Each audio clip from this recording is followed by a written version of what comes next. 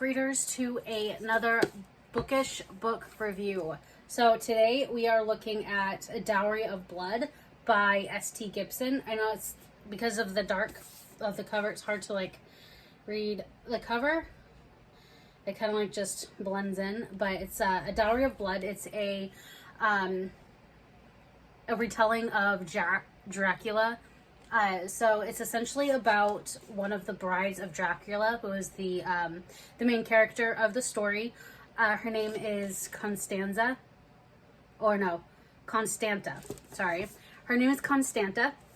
She is the lead of the story. So this particular book, it focuses more on the brides of Dracula, and Dracula is in this book. So this is a romance, like heavily on the like romance side of it, but then usually when you have those kind of stories, Dracula is like the hero and kind of like they're on the same side. But in this book, it looks like Dracula is more like the antagonist to his brides and kind of causing problems all over the place. So Constanta and the other brides that he creates for her company, she becomes like family for them, and she's trying to get out of Dracula's control, that sort of thing.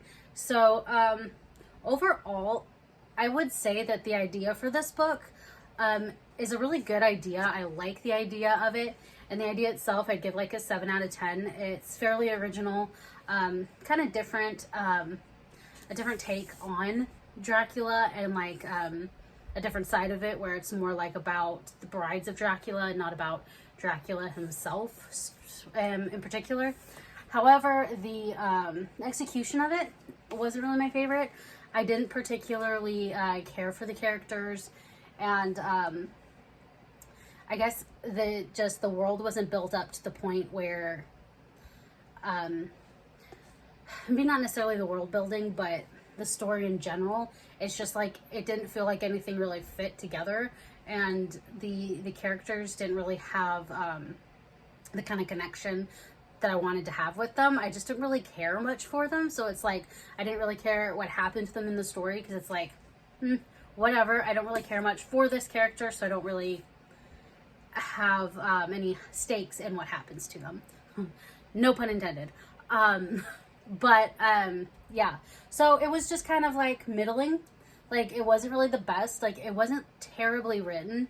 That's the thing with most of these books, is they're not like poorly written. They just aren't necessarily like the best. Like, it doesn't really hit the execution the way I think that the idea sets up, if that makes sense.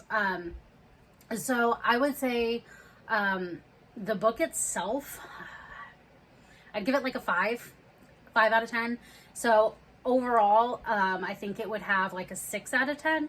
And if you have like, if you can get it for free, like from the library or something like that, then yeah, maybe go ahead and check it out. You might enjoy it. From what I can tell, I think it's supposed to be, I don't know, my brain stopped working for a second there, that there's supposed to be more than just the one book. I think it's supposed to be like, there's supposed to be a sequel, or it's supposed to be a trilogy or something like that. I'm not entirely sure. If there is another book coming out, I'll go ahead and post that over here for you so you can see it. Obviously, I haven't read it because last time I looked, I don't remember there being another book, but if there is, I'm sure you've seen it by now. But yeah. Like I said, overall, I'd give it like a 6 out of 10 and say if you can get it for free, go ahead and check it out. But maybe it's one of those you don't go out of your way to read, but it's not horrible, it's not terrible, but you know, I've read better vampire or even just Dracula books. So that's my 2 cents on Dowry of Blood. So check it out or don't check it out. It's really kind of like, Anyway, till next time, let's keep reading.